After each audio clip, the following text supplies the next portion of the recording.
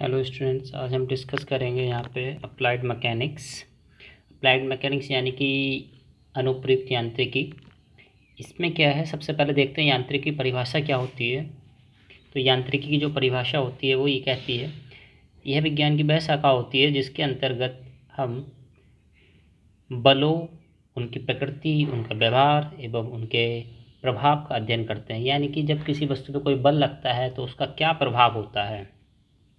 ठीक है, तो ये विज्ञान की वह शाखा है जिसके अंतर्गत हम बलों, प्रकृति, व्यवहार एवं पिंडों का अध्ययन करते हैं। यानी किसी वस्तु पर कितना बल लगेगा, उसका क्या प्रभाव उस वस्तु पर होगा, इस तरह का जो विज्ञान होता है, इस तरह की विज्ञान की जो शाखा होती है उसको हम बोलते हैं यांत्रिकी। ठीक है, तो यांत्रिकी के देखते हैं वर्गीकरण क्या होते हैं। यांत्रिकी के वर्गीकरण दो तरह से वर्गीकरण किया जाता है। नंबर एक, स्थैतिकी मतलब स्थिर वस्तुओं के लिए स्थिति विज्ञान इसको बोला जाता है। अंग्रेजी में बोलते हैं इसको स्टैटिक्स यानी स्थिर मतलब रुकी हुई वस्तु।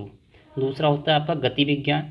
तो यांत्रिकी को दो तरह से डिवाइड किया जाता है। नंबर एक स्थैतिकी, नंबर दो गति विज्ञान। तो सबसे पहले देखते हैं स्टैटिक्स क्या होती है।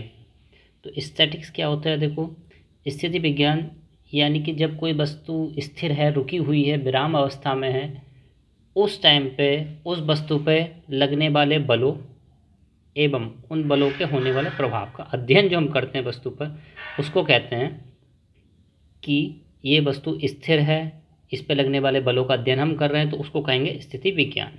नंबर दो, सेकंड पॉइंट पे आते हैं। अब देखते हैं गति विज्ञान।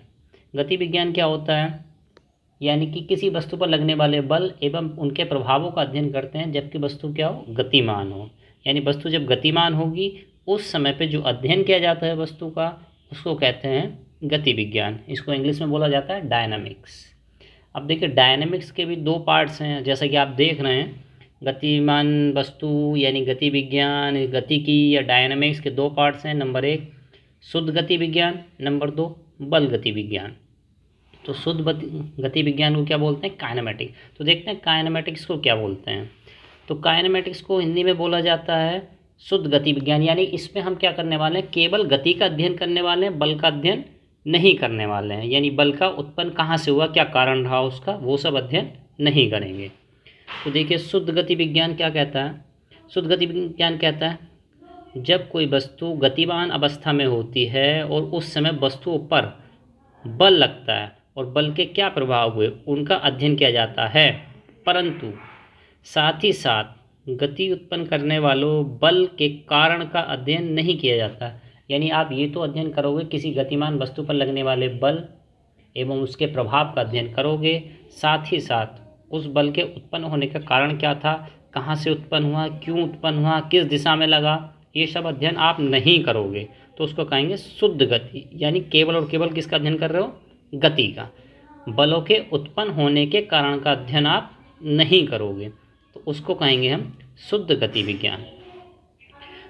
दूसरा देखते हैं इसका गति विज्ञान का या शुद्ध गति का दूसरा और रूप है, दूसरा पार्ट्स और है, दूसरा वर्गीकरण और है, जिसको कहते हैं बल गति विज्ञान। अब इसमें क्या देखिए, बल गति विज्ञान यानी कि काइनेटिक्स इसको बोला जाता है। इसमें क्या है, गतिमान वस्तु पर लगने वाले बल और बलों के प्रभाव तथा साथ ही गति उत्पन्न करने वाले बलों के कारण का भी अध्ययन किया जाता है। यानी कि हम देखेंगे किसी गतिमान वस्तु पर लगने वाले बलों के प्रभाव और साथ ही साथ गति उत्पन्न करने वाला जो ये बल है, इसके उत्पन्न होने का कारण क्या है, इस चीज़ का भी अध्ययन हमको करना है। तो उस टाइम जो अध्ययन किया जाता है उसको बोलते हैं बल गति विज्ञान। ठीक है, समझ में आया। तो देखिए, सबसे पहले देखते हैं यांत्रिकी क्या था। तो यांत्रिकी था आपका किसी वस्तु पर लगने वाले बल, प्रकृति, व्यवहार का अध्ययन करना, उनके प्रभाव का अध्ययन करना, यांत्रिकी। स्थिर वस्तु पर लगने वाले बल तथा उनके प्रभाव का अध्ययन करना, स्थैतिकी। गति विज्ञान एवं उनके प्रभाव का अध्ययन करना, गतिमान वस्तु पर बलों के प्रभाव का अध्ययन करना, गति विज्ञान। इसको भी दो भागों में बांटा गया। शुद्ध गति विज्ञान ये कहता है गतिमान वस्तु पर लगने वाले बल, उनके प्रभाव एवं बलों के उत्पन्न होने के कारण का अध्ययन नहीं करेंगे। इसमें लगने वाले बलों के उत्पन्न होने के कारण का भी अध्ययन करेंगे, तो वह बल गति कहलाएगी। बलों के उत्पन्न होने के कारण अध्ययन करेंगे तो बल गतिकी, बलों के उत्पन्न होने के कारण का अध्ययन नहीं करेंगे तो शुद्ध गतिकी। ठीक, आगे चलते हैं। अब देखते हैं अनुप्रस्थ यांत्रिकी यानी अप्लाइड मैकेनिक। अभी आपने पढ़ा केवल मैकेनिक्स, मैकेनिक्स का मतलब हुआ यानी यांत्रिकी का मतलब हुआ बल एवं उनके प्रभाव। अनुप्रयुक्त यांत्रिकी क्या है? जब इन्हीं नियमों को हम अप्लाई करते हैं, प्रयोग करते हैं इंडस्ट्री में, इंजीनियरिंग में, तो उस टाइम जो मैकेनिक्स उत्पन्न होती है, उस समय जो विषय उत्पन्न होता है, जो संदर्भ उत्पन्न होते हैं, जो टॉपिक्स उत्पन्न होते हैं, उनको कहते हैं अनुप्रयुक्त यांत्रिकी। तो देखिए इसमें क्या है, इंजीनियरिंग के अंतर्गत मतलब कि विभिन्न प्रकार की मशीनें हो सकती हैं। आने वाली वस्तु इंजीनियरिंग के अंतर्गत विभिन्न वस्तुओं जैसे कि मशीनों के पार्ट्स, ढांचे यानी कि फ्रेम, उनके यंत्र विन्यास यानी कि मैकेनिज्म, इनसे संबंधित समस्याओं को हल करने के लिए, यानी किस पार्ट्स पे कितना बल लगा है, कौन सी पार्ट कैसे मूव कर रही है, कोई रोटेट कर रही है, घूम रही है कि चल रही है, स्लाइड कर रही है, फिसल रही है, किस तरह से, तो इन समस्याओं को सॉल्व करने के लिए जिस विषय का हम यूज करते हैं, उपयोग करते हैं, तो उसको बोलते हैं अनुप्रयुक्त। अनुप्रयुक्त मतलब प्रयुक्त यानी प्रयोग होने वाली यांत्रिकी। ठीक है, तो ये अनुप्रयुक्त यांत्रिकी क्या है? ऐसी यांत्रिकी जो हम इंजीनियरिंग में आजकल यूज कर रहे हैं, उसको बोलते हैं अनुप्रयुक्त यांत्रिकी। नेक्स्ट चलते हैं भाई, आगे देखते हैं क्या है। तो अगला टॉपिक हमारा है यांत्रिकी की उपयोगिता। यांत्रिकी उपयोगिता यानी यूटिलिटी ऑफ मैकेनिक्स, यानी कि इसकी क्या इंपॉर्टेंस है, कहाँ कहाँ यूज़ हो रही है, कितनी ज़्यादा हम इसको यूज़ कर पा रहे हैं आज की डेट में। तो इसके देखो बहुत सारे पॉइंट्स है, 3-4 पॉइंट्स हम समझाएंगे यहाँ पे, मेन पॉइंट्स लेंगे। नंबर 1 पॉइंट जो है दैनिक जीवन की क्रियाओं को समझने के लिए। दैनिक जीवन की क्रियाएं जैसे कि आपका चलना हो गया, फिसलना हो गया, लुढ़कना हो गया, तैरना हो गया, और भी बहुत सारी क्रियाएं हैं, जैसे दरवाज़ा खोलते हैं हम टेबल को खिसकाते हैं एक साइड से दूसरी साइड। तो ये सब क्या है? यांत्रिकी उपयोगिताएं। यानी बिना बल के कोई क्रिया संभव ही नहीं है। तो आम जीवन में जितनी भी क्रियाएं, उनको समझने के लिए कैसे क्रिया हो रही है, कैसे हमको करनी चाहिए, इन सब चीज़ों का जो अध्ययन होता है वो कहलाता है। तो इस पॉइंट में ये बताया गया कि आम जीवन की, दैनिक जीवन की क्रियाओं को समझने के लिए यांत्रिकी का उपयोग हम डेली लाइफ में करते हैं, हमको पता भी नहीं होता हम कर रहे थे आज तक। सेकंड पॉइंट, यांत्रिकी के सिद्धांत। तो यांत्रिकी के सिद्धांतों के आधार पर, यानी ये सिद्धांत, जब यांत्रिकी के सिद्धांत आप लोग समझ लेंगे तो इनका उपयोग अन्य विषयों का अध्ययन करने में कर सकते हैं। यानी इन यांत्रिकी आपको समझ में आएगी तभी अन्य विषयों के सिद्धांत आपको समझ में आ पाएंगे, तभी वो संभव हो पाएगा, नहीं तो पॉसिबल नहीं है। जैसे हाइड्रोडायनेमिक्स, हाइड्रोस्टैटिक्स। हाइड्रोडायनेमिक्स, हाइड्रो का मतलब होता है, वर्ड का मीनिंग होता है पानी, पानी से डील करना। तो यानी जितनी पानी से रिलेटेड, पानी से मतलब द्रव, ठीक है, यानी कि पानी से, जैसे कि आप डैम बनाते हैं, द्रव चालित मशीनें होती है, तेल चालित मशीनें होती हैं, जैसे जेसीबी होती है, ठीक है, हाइड्रोलिक ब्रेक आते हैं कार्स वगैरह में आजकल। तो ये सब जो विषय होते हैं, इन सब का अध्ययन तभी संभव है जब आपको यांत्रिकी, बेसिक यांत्रिकी आपको आती हो।